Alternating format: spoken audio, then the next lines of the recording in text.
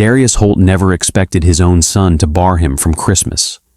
The house he'd quietly paid for, the family he'd held up for years, all dismissed in a single call.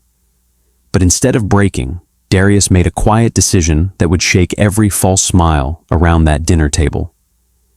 By the end of Christmas Eve, the truth would leave everyone speechless. Darius Holt had built his life like a balance sheet. Careful, deliberate, every number accounted for. At 58, the retired accountant still polished his shoes, even on days he didn't leave the house. His modest bungalow was a world of order and memory. The hardwood floors carried faint echoes of Ada's footsteps, his late wife, and the walls bore photographs of holidays past. Marcus building a snowman at 6, Ada laughing over a pot of gumbo, Darius carving turkey with a grin. It was a warm place, but quiet.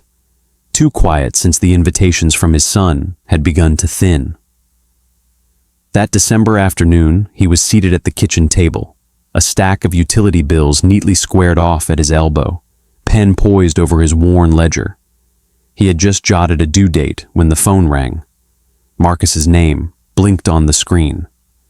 "Hey, Dad," Marcus said. His voice had that half-apology tone Darius knew too well. Darius replied, pen still in hand.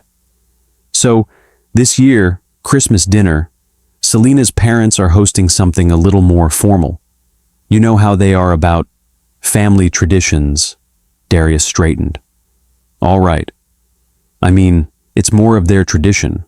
You know how the Delgados are, very particular about who's there." There was a long pause. The silence thickened. "It's just 1 year," Marcus added quickly. "We'll do something with you soon." A long pause. "So, you'd rather I stayed home this year?"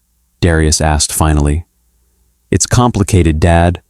Darius swallowed, staring at the neat columns of his ledger. "Merry Christmas, son." He ended the call before Marcus could respond. He sat there, blinking at the wall like it had moved. The living room was still, except for the hum of the heater and the clatter of a few late leaves outside.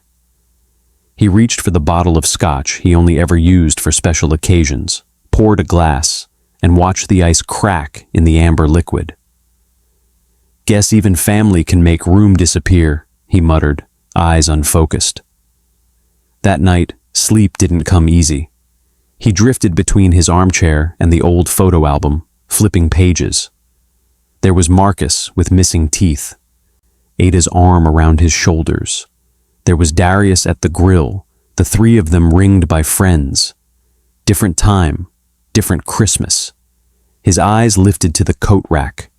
He hadn't been invited, but he hadn't been forbidden either, and he still had a box of Marcus's ornaments in his garage. Technically, he could say he was just dropping them off. Technically, this wasn't Christmas Day yet, just a weekday. But deep down, he knew it wasn't about the ornaments. It was about clarity. Marcus's voice on the phone had sounded rehearsed, like someone reading lines from another person's script. Darius had heard that tone in boardrooms, budget meetings, negotiations. Tradition used as a screen for embarrassment, shame, or manipulation. He'd built a career reading what wasn't said. Now he was reading his own son. When he stood in the hallway, coat in hand, it wasn't desperation that moved him. It was resolve. He wasn't going to plead for a seat at the table. He was going to see what exactly had taken his place. He tucked the ornament box under his arm like a peace offering, squared his shoulders, and whispered to the empty house, "Tomorrow, I'll see for myself." The next morning, Frost filmed the yard. Naomi, his neighbor, waved from across the fence as he stepped outside. "Cold enough to freeze a smile, huh?" she called. He forced one. "Colder than it looks," he said, breath fogging. "Heading somewhere?" she asked. "Just dropping something off. No big deal." He didn't slow his stride. Naomi chuckled. "Wrap the scarf up, Darius. Frost bites sharper when you fake cheer. He drove the familiar route to Marcus and Selena's house. But today it felt foreign, like a neighborhood from someone else's memory. The houses gleamed with holiday lights, his knuckles whitened on the steering wheel. He parked at the curb, carried the ornament box up the walk, and knocked. Selena opened the door, perfume sharp and chemical, smile polite but cold. "Good afternoon, Mr. Holt," she said. Not Dad, not even Darius, just a title, like a guest. "Selena," he nodded, swallowing the sting. Inside, the living room glowed like a showroom. A brand new 77-inch OLED dominated the wall. A sleek air purifier hummed quietly beneath it, and fresh orchids graced the table. The scent of expensive candles floated through the air. Selena's voice drifted from the kitchen. "It was our big splurge of the year," she called, patting the purifier as if it were a trophy. "Marcus says I've got expensive taste, but hey, it's worth it." Darius stood still. Each word chipped at a truth only he knew. The money that paid for that luxury had come from years of quiet deposits he'd made into Marcus's mortgage account, uncredited, unspoken. "Funny what money buys and what it erases," he murmured under his breath. Selena's friends began to arrive, arms full of curated gift baskets. One woman gushed, "This place looks like a magazine cover," turning to Selena. "You're so lucky." Darius stepped back, fading into the background like an old portrait. No one asked why he was there. No one offered him a seat. In a house he had helped secure, he was invisible. He left without a word, the ornament box still under his arm. Outside, the winter air stung his face harder than it had that morning. He slid behind the wheel, hands gripping it until his knuckles ached. Streetlights smeared across the windshield as he drove, bitterness pooling in his chest. They didn't see him. They saw the things he paid for, but not the man who had made them possible. As the night pressed in, he whispered a quiet vow, almost like a prayer. "Never again, Darius. Never again." The morning after his silent vow, the bungalow felt different.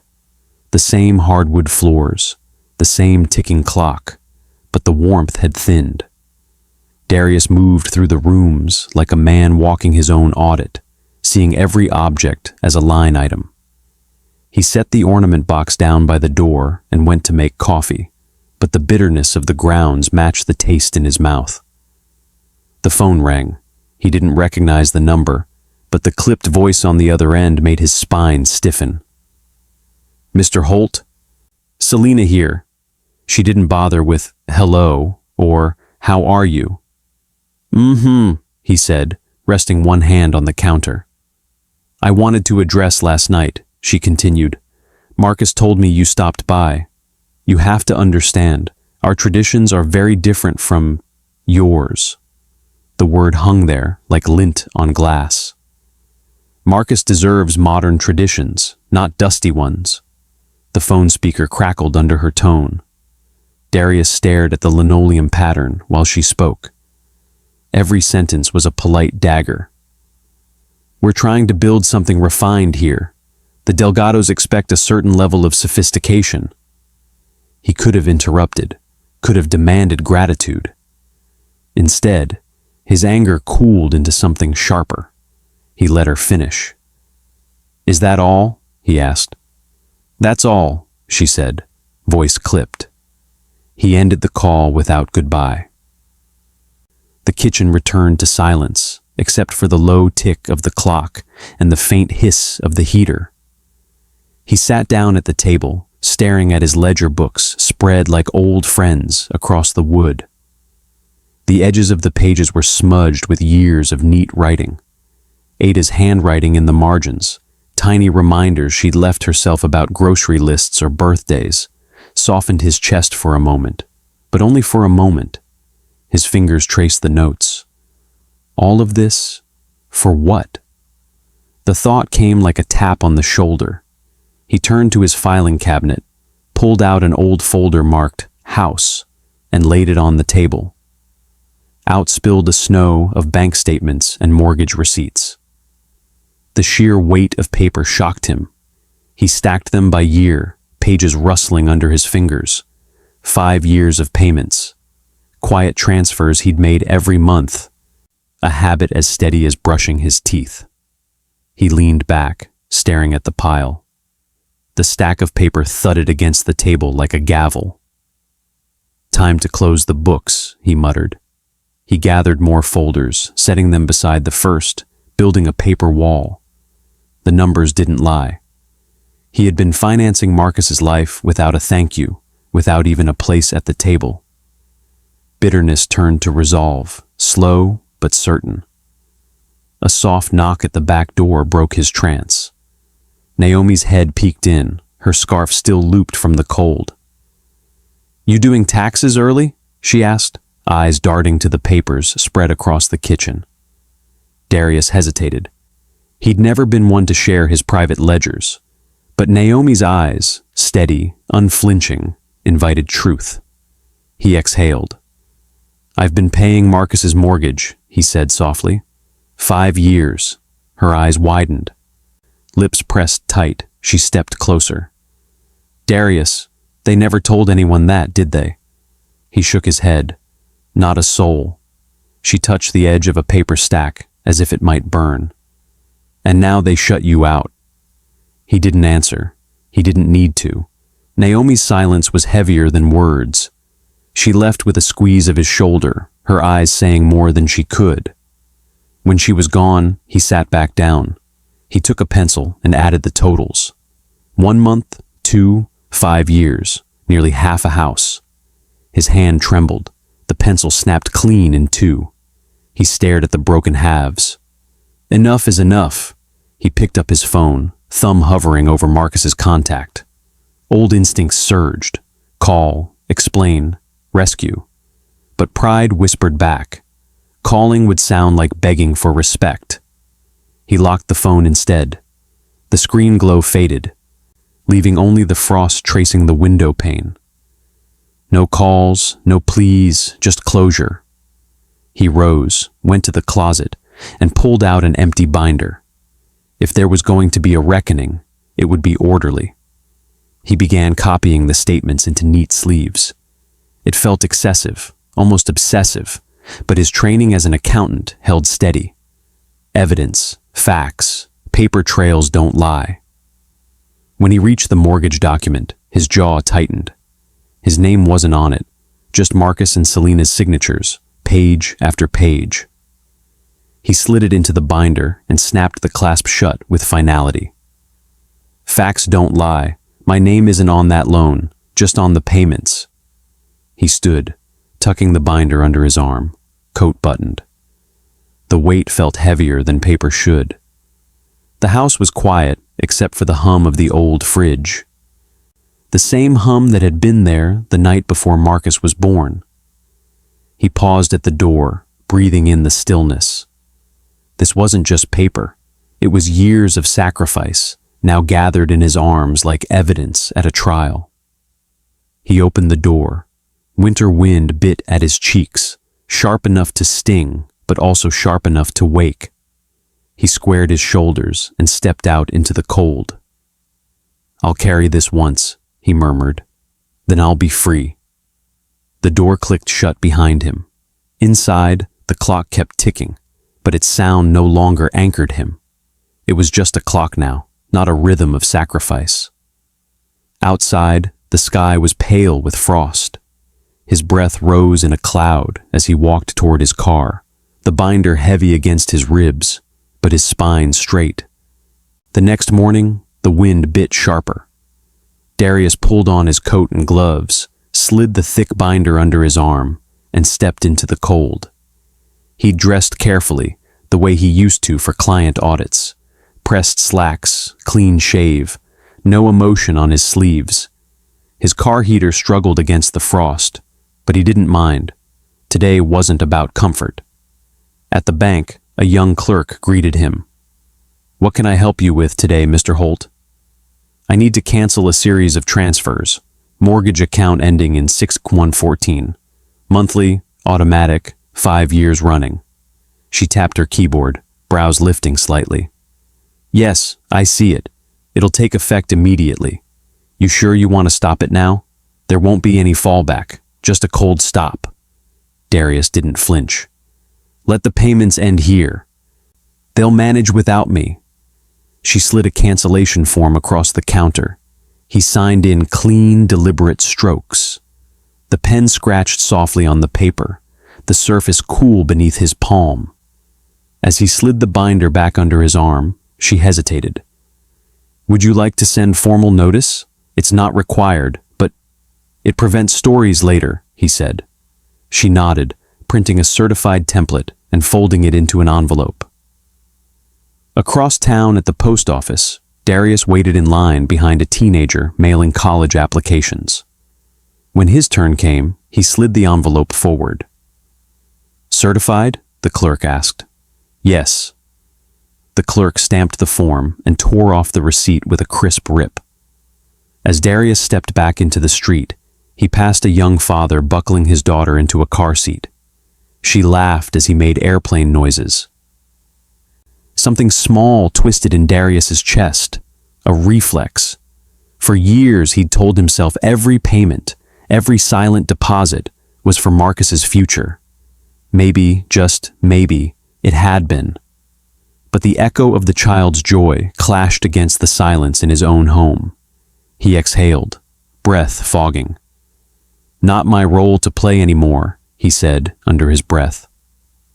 That afternoon, Naomi leaned over the fence while raking leaves. You're moving different today, she called.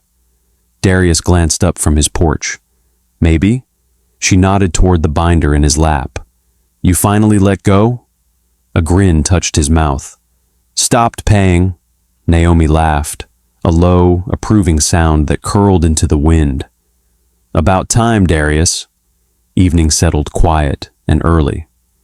Darius was in the kitchen, boiling tea, when the phone rang. Selena. He let it buzz twice before answering. You stopped the transfers, she said. No hello, no pause. That's right. Marcus is behind now. The bills are stacking up. You can't just drop it like this, not during the holidays. I didn't drop it, he said calmly. I carried it long enough. Her voice sharpened. You're punishing him because of me. No, Selena, my part is over. She said something else, sharp, clipped, but he ended the call. Let the silence speak for him. 2 days later, they showed up. He'd just returned from the store, a bag of oranges still hanging from his hand when the doorbell rang. On the porch stood Selena's parents, Mr. and Mrs. Delgado, dressed like lawyers on a lunch break. Mr. Holt, said Mr. Delgado, may we come in? Darius stepped aside without a word. Their heels clicked across the hardwood. We've heard concerning things, Mrs. Delgado began. About you, withdrawing support. We were under the impression, Mr. Delgado added, that family stood by family, especially in times like these. Darius set the oranges on the counter. I stood for 5 years, Mrs. Delgado crossed her arms. And now I stand for myself. They exchanged looks. Accusation simmered under civility. This is my home, Darius said. His voice didn't rise. Please go. Their exit was stiff, their silence louder than their entry. He didn't watch them leave. By Friday, the rumors had reached him. Someone, maybe a neighbor, maybe a friend, forwarded a local blog post to his inbox. Retired father withdraws holiday support, leaves son in crisis. The tone was veiled, but the implication pointed. A man too rigid, a father too proud, a family splintered.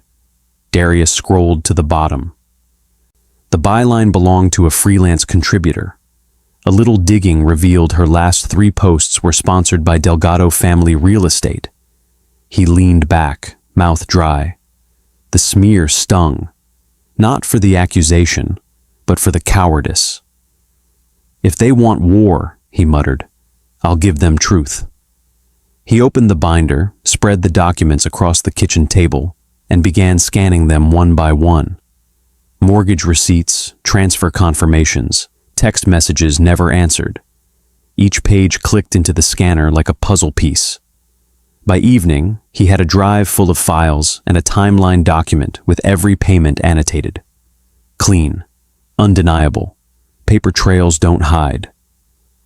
That night, he sat in his armchair, the binder now fat and complete, resting on the table beside him. The house was too quiet, but not in a hollow way, in a waiting way. A single lamp cast soft light across the room, its glow stretching long shadows against the wall. Darius watched the light, one leg crossed over the other, hands steady. He wasn't angry anymore, just ready. He reached over, closed the binder gently. "Christmas Eve," he said aloud, voice steady. "That's the night." Darius stood before his closet, steam rising from the iron beside him.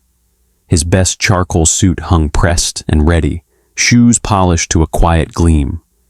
He dressed slowly, with the care of a man assembling armor. Shirt cuffs snug, tie knot sharp. His hands paused once at the mirror, adjusting the collar. A voice in his head whispered, "What if they laugh?" He exhaled through his nose. "Stand tall, Holt," he said to the mirror. On the hall table, a weathered envelope waited. Marcus's wedding invitation from 3 years ago. Handwritten. A small line near the bottom still read, "You're always welcome, Dad." Darius ran his thumb over the words. "They'll say you weren't invited," the voice warned. But his shoulders squared as he slid the card into his coat pocket, its corners stiff and certain against the lining. "I have every reason to walk through that door." The restaurant was all candlelight and chatter, the kind of place where the napkins were folded like origami and the silver didn't clink so much as hum. Darius stepped inside, eyes adjusting to soft gold glow. The maitre d' blinked at him, then nodded with stiff politeness. Guests looked up, some surprised, others curious. Darius gave them a single, calm nod. "Evening, everyone," Selena's voice found him before her eyes did. "You weren't invited." He turned. Her dress shimmered in the low light. But her smile didn't reach her eyes. "This is a private celebration," she said tightly, stepping closer. "You're about to embarrass yourself." Darius didn't flinch. Instead, he set the binder gently on the edge of a nearby table. Its weight landed with quiet finality. "I brought something for clarity." Selena's lips thinned. Marcus, seated nearby, had gone pale. Before anyone could respond, a man in a tailored vest, the floor manager, approached quickly. "Is there an issue here?" "No," Darius said. "Just a misunderstanding." "Would you prefer a private alcove?" the manager offered, voice careful. "Phones off? No disruptions?" Victor Delgado barked from behind his wine glass. "There's nothing to hide." The room hushed a degree. Darius nodded to the manager. "We'll keep this civil. Facts don't need a scene." They were led to a side alcove with a heavy velvet curtain. Inside, the air was cooler. Glasses clinked softer. Darius placed the binder at the center of the long table, flipping open the cover. Selena sat stiffly. Her parents hovered like prosecutors. Guests leaned in, tension coiled. "He never helped us," Selena said suddenly, chin high.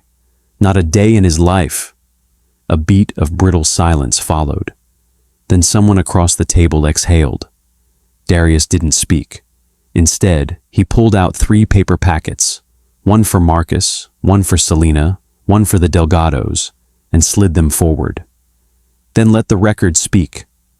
Each envelope opened with a whisper. Inside, scanned bank statements, transfer confirmations, transaction logs, every page dated, notated, marked clean.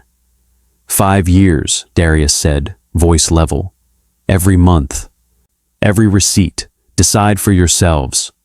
Pages flipped, eyes scanned. Gasps rose like wind. Selena blinked fast.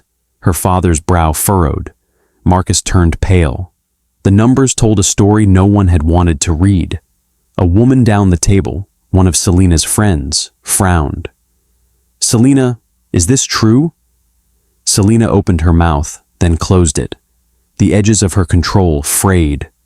A fork clattered against a plate. Victor stood. "He volunteered that money. There was never an agreement." Darius didn't respond. He didn't need to, because the record showed something else. Auto payments tagged directly to the Delgado account. Not charity, structure, financial commitment. Another guest murmured, "Looks less like generosity, more like fraud." The air thinned. Marcus reached out, gripping the edge of the table.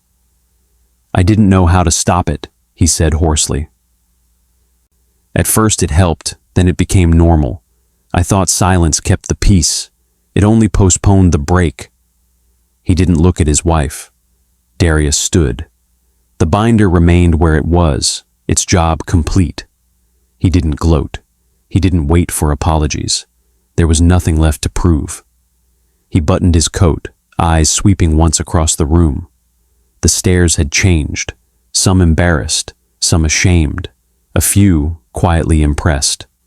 He stepped into the winter night. The air hit his face like an old friend.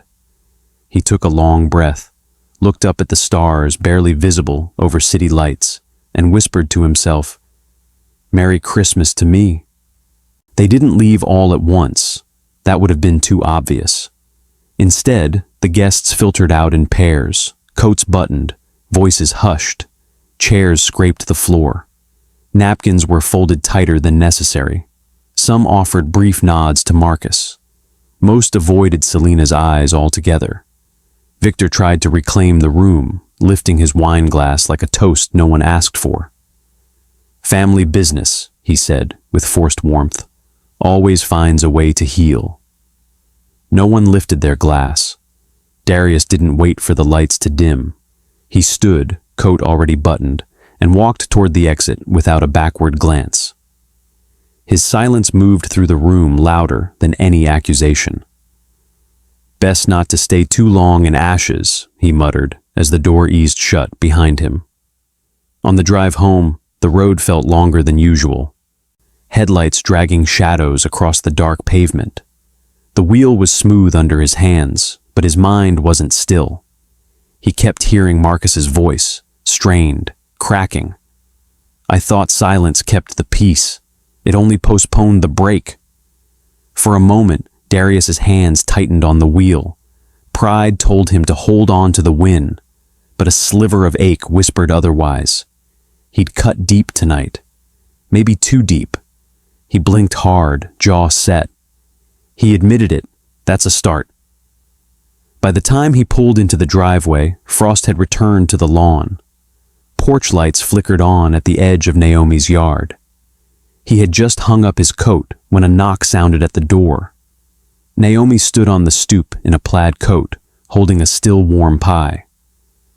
"Said I'd bring cinnamon before Christmas," she said gently. "I figured tonight was the night." He stepped aside. "Come in. Smells better than most apologies." In the kitchen, cinnamon filled the room like a balm. Naomi sat across from him, hands around a mug of tea. "So?" she asked softly. Darius exhaled, voice low. "I laid it all out, Naomi, every receipt." She didn't press for details, just nodded, eyes knowing. "They saw?" "They saw," he said. Not sure they understood, but they saw. That night, after Naomi left, he poured himself a second mug and scrolled absently through his phone. He didn't need to search. His name was already trending in the HOA's Facebook group. Some called him brave. Others said he'd shamed his family for clout. A photo from the restaurant had leaked. Comments stacked fast. "Air your own laundry, fine. But not at the dinner table." Another said Lorraine Delgado had stepped down from a charity board due to family drama.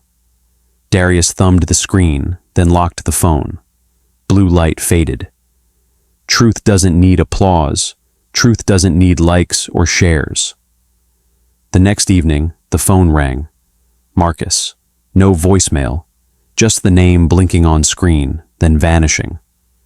Darius stared at it a while, the ringtone echoing in the room like a dare. He didn't answer. Not tonight, son. The next morning, he cleaned. Not for guests, not for show, just to feel something reset.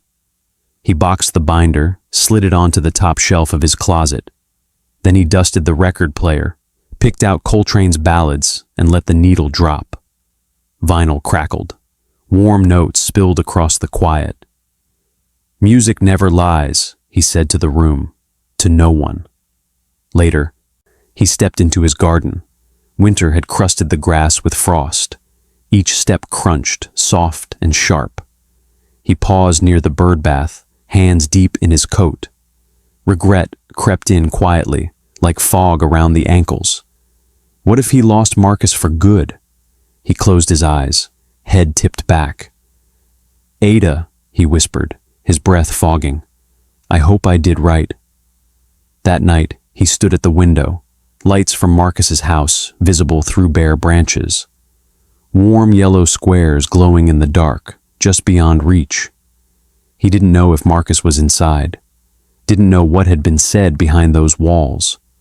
But the distance between them was no longer just about roads. It was something deeper. Darius turned away, switching off the lamp. The room dimmed. The house held quiet, like an old friend. Peace comes slow, he said aloud, pulling the blanket over his shoulders. But it comes. Marcus paced the living room, rake of envelopes strewn across the coffee table. He and Selena both stared at the letterheads as if they'd been betrayed by printed paper. The default notices were heavy in their hands, 30-day, 60-day, then a 90-day notice of default. Each envelope slapped harder than the last as Selena dumped them onto the counter. We're out of time, Selena, Marcus's voice cracked. The paper hissed between them like a warning. Selena pushed past him, red with panic. He can't just stop paying. He promised, Marcus. He promised because of you. Her tone bounced between anger and fear. Marcus swallowed hard. He flipped the next envelope open, glimpsing the red bank seal glaring back. The edges nicked his thumb. The weight of it all, late fees, penalties, missed grace periods, pressed at his chest. It's not just late bills anymore. They're coming for the house, he said, voice low, eyes stinging. He sank onto the sofa, fingers trembling as he sorted the letters. The shame turned to a knot in his stomach. He had let this happen. That afternoon, Naomi passed by. She paused at his yard, leaning over the fence. I saw you pacing outside your dad's house yesterday, she said quietly, her expression gentle but firm. He's not going to hide forever. Be ready. Marcus's face tightened. He nodded, but didn't speak. Naomi stepped away, leaving him alone with his thoughts. Inside Darius's bungalow, the silence was its own gravity. The binder rested on the dining table, closed but present. Darius heard the familiar knock before Marcus's silhouette reached the door. Marcus stood in the threshold, face drawn, brow taut, his shoulders sagged. Dad, it's worse than I thought. Darius remained seated, arms folded, waiting. The scuff of Marcus's shoes on the rug echoed in the foyer. Marcus leaned against the doorframe, voice halting. He cleared his throat. I knew about the payments. The words landed heavy. I pretended ignorance. I told myself it was easier not to ask. Guilt flooded him. Tears threatened. He looked away. The wall clock ticked like a gavel. Darius's silence weighed the room, giving space for truth. Marcus swallowed, voice shaking. I told myself that if I stayed quiet, I protected something. Peace, respect, something. But the silence stole what I needed. The chance to decide. Darius's hand drifted toward the binder on the table. For a moment, He pictured flipping it open, writing one more check, erasing the hurt. The cold edge of the binder caught his fingers. It burned. His breath steadied. He withdrew his hand. "One payment won't teach you anything," he said, voice firm but not harsh. "My part is done." Marcus looked at him, eyes wide. "You'd really let me drown?" Darius didn't shout. He didn't tear into him. He just looked. The years of loyalty and disappointment coalesced in his gaze. Then Marcus's fist struck the table. Wood rattled. He stood, voice raw. "You left me no choice. Every month I said I'd make it right, silent, hoping, believing, and now look where I am." The separation between them stretched, bitter and raw. Darius's lips parted, but no words came. He refused to fight on emotion's terms. At that moment, Naomi arrived. She stepped inside quietly, holding a tray with 2 cups of tea. The silence broke as she set the cups on a small side table. The clink of ceramic and steam rising softened the tension. Marcus jerked his head. "Naomi," she ignored him. She placed a cup in front of Darius, then one in front of Marcus. Her eyes were steady, sympathetic. "Drink, son, then talk," she said quietly. Marcus's shoulders sagged. He reached for the cup, voice low. I don't know how else to say it. You were right to stop, because I hadn't been honest." His hands trembled as he lifted the mug. The warm steam rose between them. Darius didn't interrupt him. His posture relaxed just enough, not open, not closed, letting silence hold space. Marcus looked downward, voice small. "You gave too much. I see it now. I took it for granted. I'm sorry." Darius laid a solid hand on his son's shoulder. It was gentle, firm. It was a touch that said, "You're still here. We start somewhere." Old wounds lingered. Respect had to be earned again, but the crack of truth had formed something new. "Seeing it is the first step, Marcus," Darius said.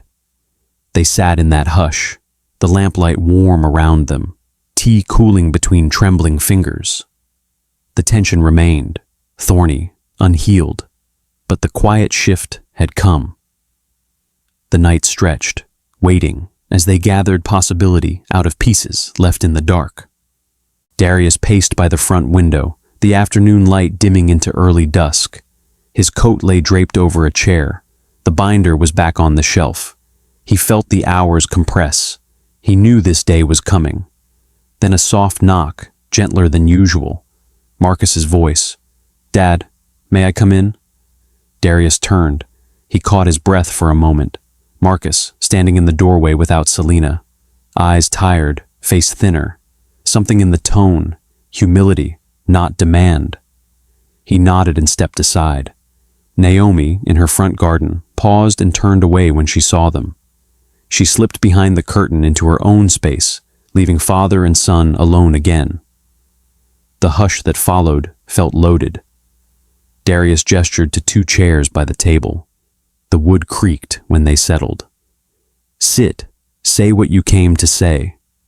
He kept his voice soft, but his authority lay there, steady as oak. Marcus cleared his throat. The silence pressed. He looked at the table, at his hands, then back up. "It started a long time ago. Selena, she manipulated things. She made me believe my silence was the way to keep peace. I allowed it, complicit. I chose silence, and it cost us." His voice cracked mid-sentence. The words landed heavy. Darius leaned forward, eyes intent. He listened, calm, giving space. Inside, the old years of sacrifice flickered. Anger, love, protectiveness. But he didn't let them rule him now. He drummed his fingertips gently on the tabletop, as though measuring time. "You see the cost now, Marcus. That matters," Darius said quietly. Marcus drew in a shaky breath. "I tried to shield you. I even called the bank, Dad. I tried to modify the loan, but they turned me away. I placed that denial letter here." He slid an envelope across the table. His hands trembled. Darius picked it up. It was stamped, marked, rejected, the edges crisp. Marcus's eyes flicked to him. "I tried, Dad. They turned me away," Marcus repeated, the shame raw in his tone. A flash came of Ada's voice in memory. "Teach, don't scold." Darius held it close and steadied himself. He met Marcus's gaze. "I raise men, not dependents." The clock ticked heavy in the silence following. The weight of that boundary pressed in. Marcus's lips quivered. The instinct to help, to rescue, surged in Darius, but he held it back. He leaned back, giving Marcus room to breathe. The tremor in Marcus's voice grew. "Please, Dad, just one more time." Marcus's plea was the desperation of years condensed. He looked as though he might break apart. The boy Darius once held in his arms loomed behind the man confessing now. Darius exhaled. He looked down at the table, at Marcus's hands. His own heart nudged him to reach out, to pull him close, to erase the brokenness. But he had learned, healing can't come from always giving. It must come from mutual work. His eyes rose. "If you want my presence, honor it. If you want my help, earn it." Marcus stared. The words landed like cold water, shocking but necessary. The silence stretched. Marcus's shoulders rose, then sagged. He forced a nod, humble, small, but real. Darius laid out boundaries carefully, as he always did. No co-signing, no further lender payments, coaching only, no bailouts. He would help Marcus rebuild, not continue carrying him. Marcus's eyes widened. He had not expected such hard lines, but his chest lifted slightly. He accepted. "I won't co-sign. I won't pay a lender. I will teach you a plan." Darius's voice sounded older, gentler. He let the weight of those lines rest between them. Marcus swallowed, voice quieter. "I might lose the house." Darius nodded, unflinching. "Then let it go. Build again." There was finality in that. Not cruelty, but clarity. Consequences as tutors. Marcus's gaze dropped. The hurt was there, but something new flickered, a willingness to accept responsibility. The silence bowed to that moment. Darius closed his eyes for a heartbeat. He heard Ada's voice, barely a whisper. "Teach, don't scold." He felt the ache of years, but edged it aside. He softened just enough. "This isn't the end for you, son." His tone was steady, an offering, not a demand. Marcus blinked, shoulders awkward from years unused to honesty. He cleared his throat. I don't say this stuff, but I'm proud of you, Dad." His words stumbled, throat tight, gaze unsteady. Darius's chest tightened. He had heard more than this once, but hearing it here, after the fight, after the silence, after the reckoning, it felt new. Marcus pulled out his phone, showing a calendar entry, HUD Housing Counselor, 10 a.m. The notification chime felt loud in the quiet. Marcus looked up, eyes raw. "First step's on the books. I'll keep walking it." Darius nodded. The plan, the boundary, the hope, they all stood there, fragile but real. He rose as Marcus rose. The resonance between them felt altered. Marcus stepped toward the door. Light from the hallway fell across his back. He paused, turned to Darius. "Good night, son," Darius said, voice low. Marcus hesitated, then slipped out quietly. Shoulders lighter, steps slower, but surer. The door closed behind him with a soft click. Darius stood in the doorway for a long moment, the empty hallway stretching inward behind him, the night wind brushing past. He did not reach out. He let the silence settle. The first crack in the old wall remained open. The space between them, once broken, now held possibility. He turned inward. The night air followed him as he stepped back into the house. The lamp in the living room glowed gentle, shadows flickering across the walls lined with old memories. He let the door rest closed behind him. He did not lock it. He did not speak again. Rue settled. The climax had passed. The quiet that remained was not empty. It was ready. Weeks passed. The Holt family home, that house Marcus and Selena once claimed, teetered under foreclosure notices. The rumors whispered through the neighborhood. He abandoned them. He let his son fail. He's too proud. But Darius paid them no mind. He refused to engage that noise. Instead, he turned inward, tending to the bungalow he still owned, the one that held Ada's photos, his ledgers, the hum of jazz in the evenings. Spring buds pushed through the soil in his garden. Tiny green shoots rose where frost once held dominion. He knelt in the dirt one morning, hands scooping earth around little tomato seedlings Naomi had brought him. The scent of warm soil clung to gloves, and for once the weight of the world felt softer. "Let the soil tell my story," he said quietly, pressing a seedling upright. Naomi stood beside him, a trowel in her hand. "You're planting too straight," she teased, nudging a row slightly crooked. "Straight lines are overrated." Darius laughed, low and free. The tension in his shoulders eased as they worked side by side, earth under nails, sunlight at their backs. As they planted, Naomi paused, wiping sweat from her brow. She looked at him with something like understanding in her eyes. "Once my in-laws used to call me the flower girl, as if it were an insult," she said softly, the memory rough in her voice. "They didn't see quiet work. They didn't see growth." He turned to her, smiled gently. The pause stretched, warm. "People mistake quiet work for small work." He planted another seed, pressing soil around it carefully. Later that afternoon, inside, Darius sat at his old wooden table, sifting through worn photo albums. He sorted through black and white prints, flipping pages slowly. He set aside some photos for Marcus. Ada's laugh, Marcus as a child in his arms, holidays always full of warmth. His eyes stung as he saw Ada holding young Marcus. Pain pinched him, an old ache, but he swallowed it down. "Ada," he whispered into the yellowed pages, "I think he's learning." Marcus's knock came, soft now, familiar but tentative. Darius looked up, paused. He walked to the door, opening it wide without hesitation. Marcus stood there, uncertain, without Selena beside him. Tea kettle whistle drifted from the kitchen. "Tea's ready. Sit down." Darius gestured inside. They settled around the kitchen table. Light from the window warmed the room. Marcus's eyes were red-rimmed, his voice hoarse.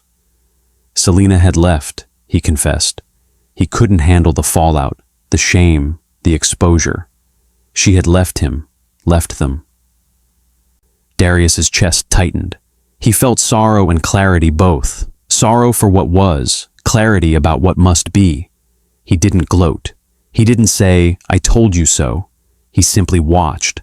Then gently, "Don't waste time hating her. Carry your share. Rebuild from here." Marcus nodded, tears brimming. He swallowed. "I'll try." Inside, the faint hum of jazz floated in from the living room, Coltrane's tone drifting from the record player. Darius smiled inwardly at the comfort of it. "We raised him as best we could," he said softly, "to Ada, to memory, to the present." Marcus glanced toward the window. He reached into his coat pocket and pulled out a set of papers, a signed lease for a small apartment. He'd listed the SUV for sale. He had drafted a bare-bones budget. The numbers pinched him in the gut. Pride stung. "I'm not asking you to pay," he said. "I'm asking you to check my math." He slid the printed sheets across the table. The paper was still warm from the printer. Darius nodded, reaching for them. He traced lines, checked columns, adjusted totals. skin pressed to paper, older fingers marking corrections. Marcus watched him, tense but hopeful. Later, Marcus's fingers hovered over his phone. He opened the HOA group on the neighborhood social feed, hesitated. His fingers trembled over the post button. He paused, then pressed it. My father carried more than he should have. My silence was betrayal. That ends now. The post went live. He exhaled as the cursor blinked, and the message spread through the thread. Darius nodded quietly. He closed the laptop, the glow of the screen fading. He opened his front door wider that evening, leaving it unlatched. The warm spring air drifted inside. He wanted openness, not walls. He called, "You're always welcome, Marcus." That night, Naomi came by with a covered dish and a few neighbors in tow, quiet friends who had watched, listened. Darius hesitated. Would a communal dinner feel like a replacement? He swallowed the doubt and invited them in. Lamplight pooled over the table. Plates clinked. Steam rose. Laughter rippled. Not forced, but real, born of hunger and presence and the joy of sharing. "This house is alive again," he said, voice steady but soft. Later, dusk deepened.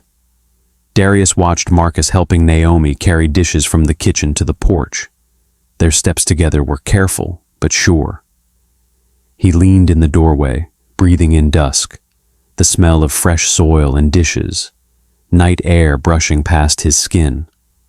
He remembered Ada's voice. Clear in memory. "Home is what we make, not what we show." He whispered. Ada always said, "Home is what we make, not what we show."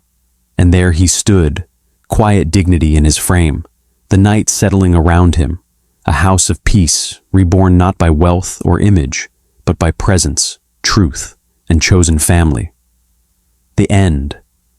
What would you have done if you were in Darius's shoes? When silence becomes survival, truth becomes power. If you've ever had to set a boundary with someone you loved, or walked away to protect your peace, tell us in the comments. Your story might be the mirror someone else needs. And if this one stayed with you, if it reminded you of the cost of quiet sacrifices, don't let it vanish in the scroll. Please comment 1 if you liked the video, comment 0 if you didn't, and feel free to share why so I can keep improving the content for you. Hit subscribe so you don't miss the next story, and share this with someone who needs to hear it today. Your support means more than you know.